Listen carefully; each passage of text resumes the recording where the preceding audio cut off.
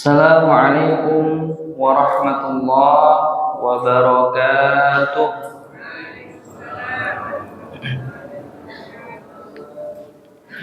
Alhamdulillah, salatu wassalamu ala rasulillah wa ala alihi wa sahbihi wa man tabi'ahum bi ihsan ila yaumil qiyamah.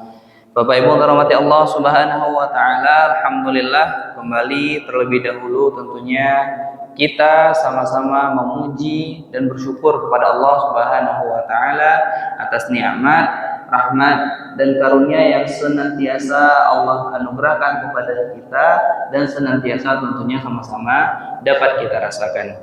Seterusnya salawat dan salam juga tak lupa tentunya kita sampaikan kepada Rasul kita baginda Nabi Muhammad sallallahu alaihi wasallam. Allahumma shalli ala Muhammad wa ala ali Muhammad. Bapak Ibu dirahmati Allah Subhanahu wa taala, maka pada kesempatan kali ini yang ingin kami coba bagikan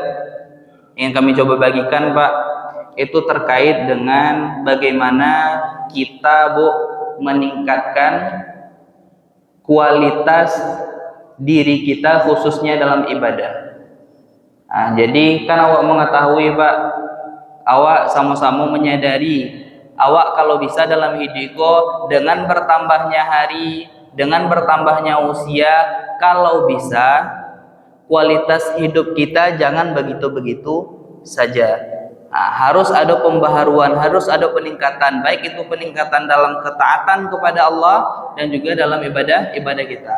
Begitu juga kalau bisa dalam urusan dunia kita. Nah, jadi ada peningkatan dalam setiap hari yang kita lalui sehingga hari-hari kita itu tidak menjadi hari yang sia-sia. Maka yang ingin kami sampaikan Bapak Ibu yang dirahmati Allah pada kesempatan kali ini terkait dengan mungkin ibadah yang Allah biasa awak lakukan Pak. Lah biasa mungkin awak lakukan suatu ibadah. Apa ibadahnya tuh Bu? Membaca Al-Quran.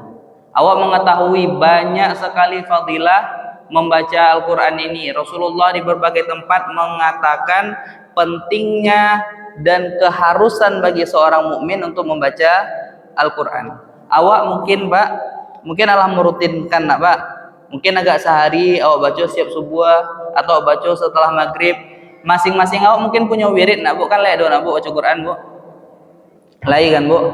Nah, awak alhamdulillah mungkinlah membiasakan diri sudah akrab dengan Al-Quran dan kita selalu membacanya sesuai dengan jadwal kita biasa membaca. Tapi Bapak Ibu dirahmati Allah Subhanahu wa taala, pada kesempatan kali ini sekali lagi yang ingin kami bagikan adalah jangan sampai awak hanya sekedar jangan sampai awak hanya sekedar membaca Al-Quran dan kemudian sampai di situ saja. Banyak di antara kita kaum muslimin yang membaca Al-Quran, yang mengkhatamkan Al-Quran berkali-kali, tapi ia sama sekali ternyata tidak mengetahui apa maksud Al-Quran, apa makna Al-Quran, apa terjemahan Al-Quran tersebut.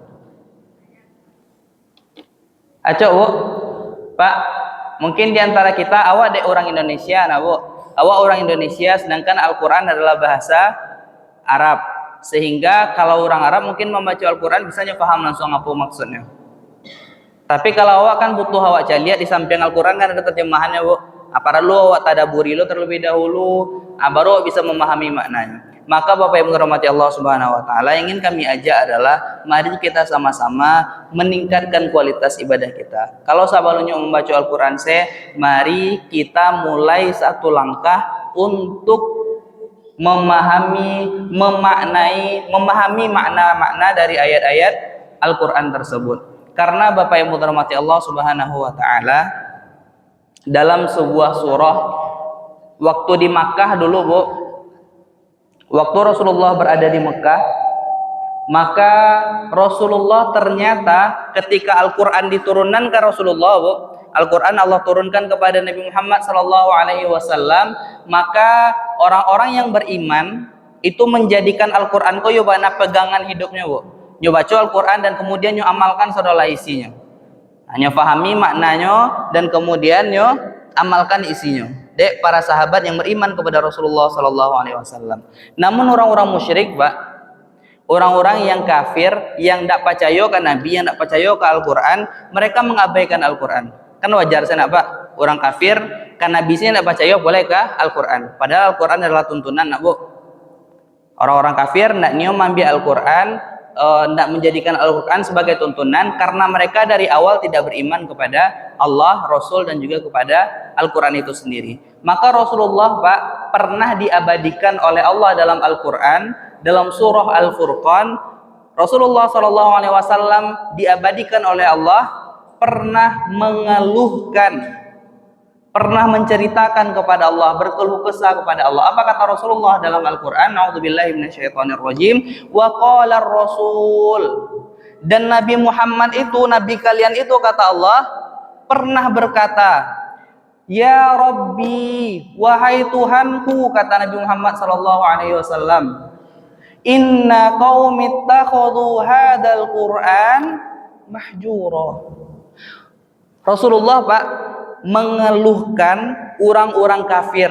Orang-orang kafir tidak mau mengambil pelajaran dari Al-Quran, kemudian dikeluhkan dari Rasulullah kepada Allah Subhanahu Wa Taala. Ya Rabbi, wahai Tuhanku, ya Allah, inna qaumi ittakhadhu hadzal Qur'an, orang-orang kafir, kaumku ini, yang meskipun mereka kafir, umatku ini tidak mau ittakhadhu hadzal Qur'ana mahjura. Mereka tidak ingin menjadikan Al-Quran ini sebagai pegangan hidup mereka. Mereka abai terhadap Al-Quran.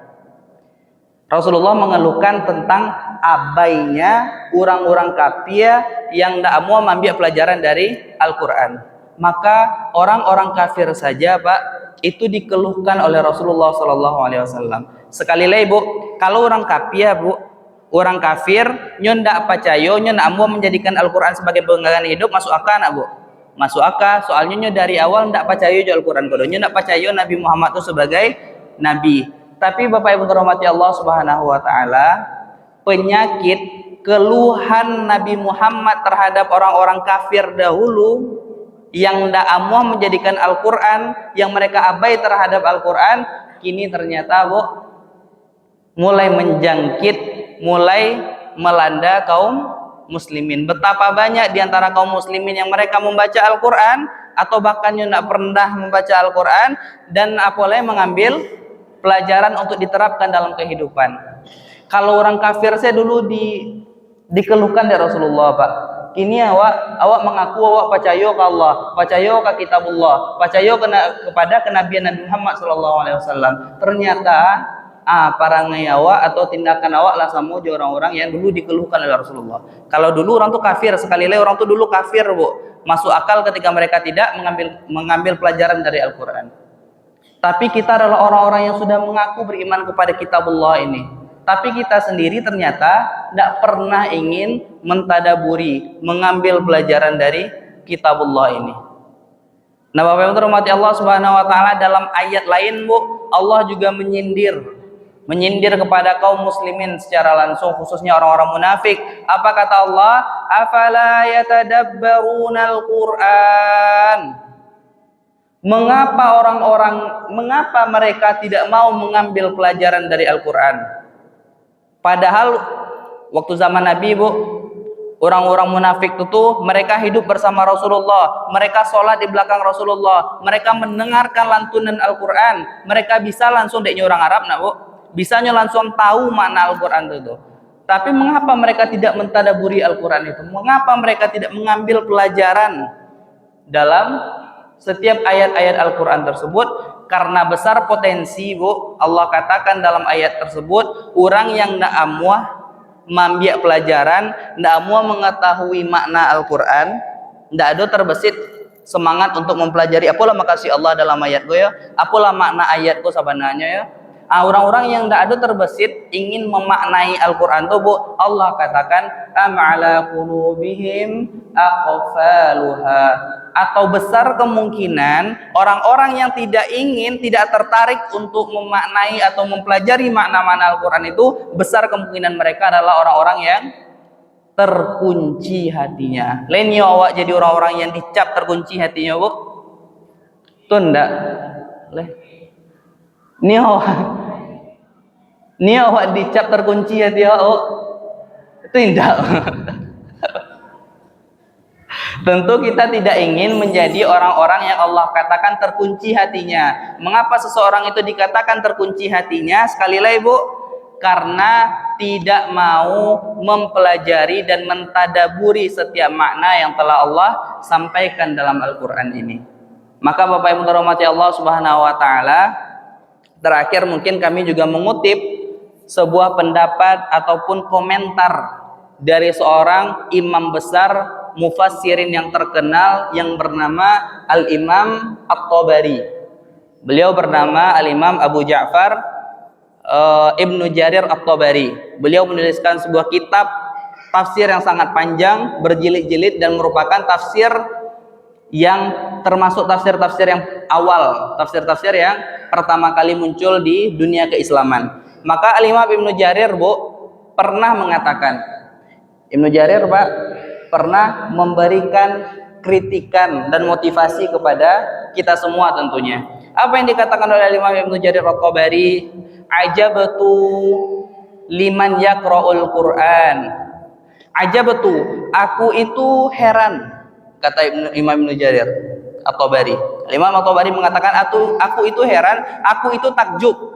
Ajabtu itu aku takjub, tapi takjub dalam artian menyindir ya Bu ya, dalam artian ironi, sarkas ataupun satir, menyindir orang-orang. Ajabtu liman yaqra'ul Qur'an, aku itu heran, aku itu takjub kepada orang-orang yang membaca Al-Qur'an, wala ya'rifu tafsiruhu. Tapi mereka membaca Al-Qur'an, mereka bisa membaca Al-Qur'an, tapi mereka tidak mengetahui makna dari apa yang mereka baca. Aku heran terhadap orang-orang yang demikian. Aku takjub kepada orang yang membaca Al-Quran, tapi mereka tidak mengetahui makna apa yang mereka baca itu. Kaifa yaltazu bi qiraatihi. Bagaimana mungkin orang-orang yang membaca Al-Quran tadi tanpa tahu maknanya, mereka bisa merasakan kelezatan nikmat dari Al-Quran yang mereka baca. Maka ini tentunya bukan berarti sudah kok jadi patah semangat loh membaca Al-Quran Bu, tapi yang dikatakan oleh Imam Ibnu Jarir ini, bagaimana mungkin seorang muslim mereka membaca Al-Quran tapi mereka tidak tahu makna dari yang mereka baca tersebut. Karena orang yang tidak tahu makna Pak, walaupun dia bisa baca Quran tapi tidak tahu makna Al-Quran tersebut, bagaimana mungkin mereka bisa merasakan kelezatan, kenikmatan Al-Quran yang telah Allah turunkan bagi kaum muslimin ini. Nah, ini tentunya menjadi pelajaran Pak Bu. Sekali lagi, mari kita sama-sama mengupgrade, mari kita sama-sama menaikkan value kita.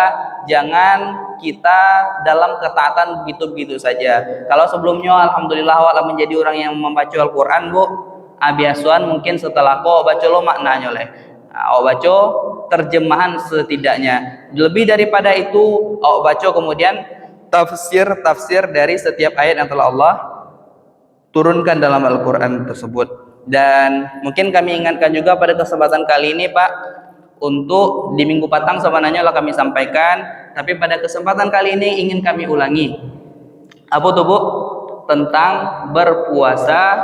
Hari kok kalau mulai puasa Bu Pak?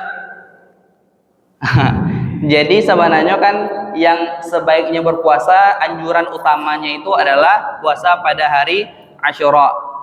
Yukaffiru sanah. Orang yang berpuasa pada tanggal 10 Muharram, tepatnya tuh hari Selasa insyaallah ya Bu ya. Puasa di hari Selasa besok Bu, maka Rasulullah mengatakan sehari saya puasa Bu, akan diampunkan dosa kita selama 1 tahun al-madiyah, 1 tahun ke belakang, 1 tahun yang lampau diampunkan oleh Allah Subhanahu wa Ta'ala dosa kita dengan kita melakukan puasa Asyura tersebut. Namun lebih daripada itu, hari ini sebenarnya kita juga sudah mulai berpuasa yang disebut dengan puasa Tasu'a. Tasu'a itu puasa pada hari ke-9 di bulan Muharram. Maka puasa ini diibaratkan oleh Al-Imam Ibnu Rajab dalam kitab beliau, ibaratnya Bu, awak sebelum sholat wajib ada rawatib namanya Bu. Sholat rawatib, sholat yang mengiringi sholat wajib, sholat 2 rakaat sebelum dan sesudah. Maka berdasarkan hadis Nabi, Rasulullah ingin kita menyelisihi orang-orang Yahudi dan Nasrani. Karena dahulu Pak di zaman Nabi itu tuh orang-orang Yahudi itu sudah berpuasa pada 10 Muharram. Nah, orang-orang Yahudi itu dulu lah puasanya. Bahkan dalam kitab Lataiful Ma'arif itu orang-orang Mekah sekalipun juga telah berpuasa pada tanggal 10 Muharram. Maka Rasulullah ingin khalifuhum, selisihi mereka orang-orang Yahudi itu dengan kita mulai berpuasa itu tidak hanya pada tanggal 10 Muharram, kalau bisa kita iringi dengan puasa hari ini, yaitu tanggal 9 Muharram atau puasa Tasu'a.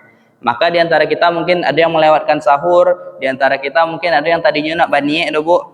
Berdasarkan hadis dari Aisyah, bukankah ketika Rasulullah pernah suatu kali pulang dari sholat subuh berjamaah dari kajian di majelis Masjid Nabawi, Rasulullah mendatangi Aisyah dan kemudian mengatakan, ada enggak sesuatu yang akan dimakan? Apakah ada sesuatu yang akan bisa untuk dimakan? Ketika Aisyah mengatakan tidak ada ya Rasulullah, maka Rasulullah mengatakan, maka pada hari ini aku akan berpuasa. Maka ini menjadikan dalil bahwa untuk puasa sunnah bisa niatnya kudian Bu. Salamu awak dari azan subuh itu tidak makan sama sekali ataupun minum atau melakukan hal yang membatalkan puasa.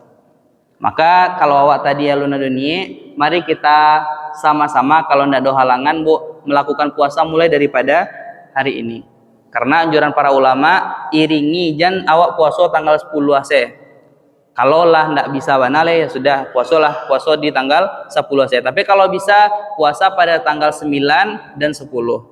Kalau tidak bisa 9 10 iringi dengan 10 dan 11. Itu yang dikatakan oleh para ulama. Nah, kalau lebih afdal lagi sebagaimana yang dikatakan oleh Imam Ibnu Sirin, lagi-lagi di kitab yang sama Lataiful Ma'arif, Ibnu Sirin mengatakan untuk kehati-hatian lebih ancak lo lah ya puasa 3 hari berturut-turut. Tanggal 9, tanggal 10, tanggal 11.